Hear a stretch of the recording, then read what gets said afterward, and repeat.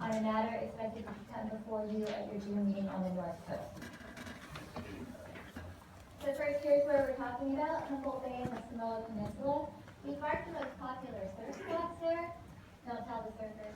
But the entire peninsula is widely used, not just for surfing, but also for running, walking, dog walking, horseback riding, all the things that people love to do at the beach. The Samoa Peninsula beaches are the closest ones to Eureka. It's also where the small beach towns of Manila, Samoa, and Fairhaven are located. It's worth noting that this is perhaps the last place in California where the coastal residents are among the poorest of the county.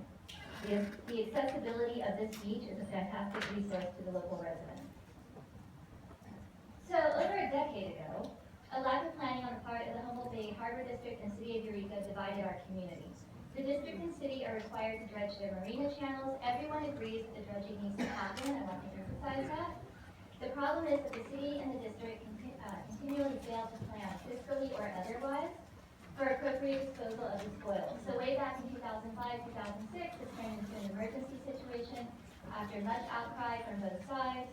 In 2007, the Coastal Commission very reluctantly, in a 6-5 vote, approved the dumping of over 200,000 cubic yards of stinky, dark sludge onto Samoa Beach with a strong statement that it should never happen again. That's what it looked like.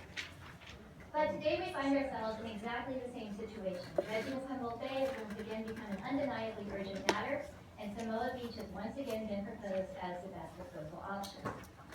Unfortunately, despite having over 10 years to find a better solution, the Harbor District and City have only recently begun to present to the public options for disposing of these dredged soils. So when the request to dump thousands of cubic yards of dredged soils onto Eureka's most popular and accessible beach comes before you, as we expect it to in June, we urge you to deny it. First, as we know from the last time this happened, the impacts to public access are significant.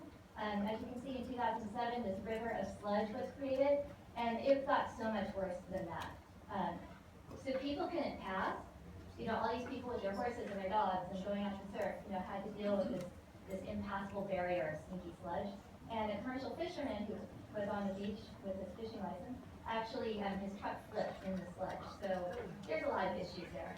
If such a situation happens again, the City of Eureka and Harbor District would likely be in violation of California's Coastal Act. Second, this should not be approved because the city and district are ignoring all previous agency guidance that was given them multiple times over the years.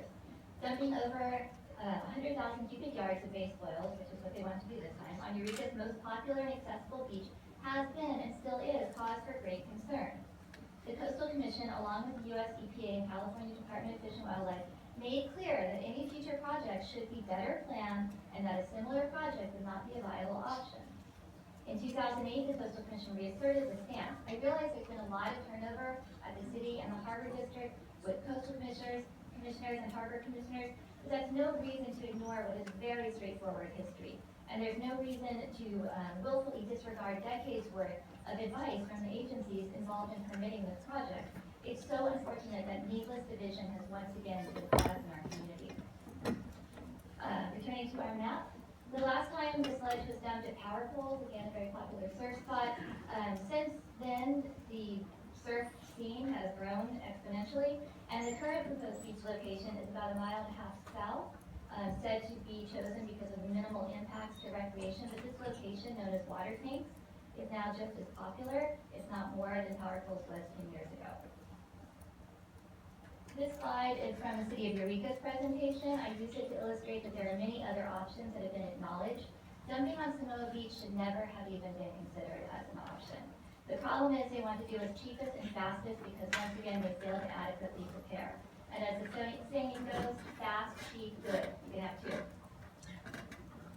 It is premature to declare beach disposal the least environmentally damaging before all the alternatives are more thoroughly analyzed. Test results for dioxin and other contaminants are not yet in for all the areas to be dredged this time, but contamination will have to be considered before this, regardless of which disposal site is used. And at the recent meeting, the Harbor District and City of Eureka made it clear that they would be coming forward to the Coastal Commission in June seeking a permit. Surfrider Foundation and Humboldt Bay Keeper have been in conversations with both the City and the Harbor District. We believe that all parties do share an interest in the well-being of Humboldt Bay and the surrounding coastline and ocean. We all know that the marinas need to be dredged. We hope they step back from the option that most impacts the public, the one that they were told to never do again. But if not, we hope that you are prepared to stand by the work that's been done in the past, specifically to avoid landing us where we are now. Thank you.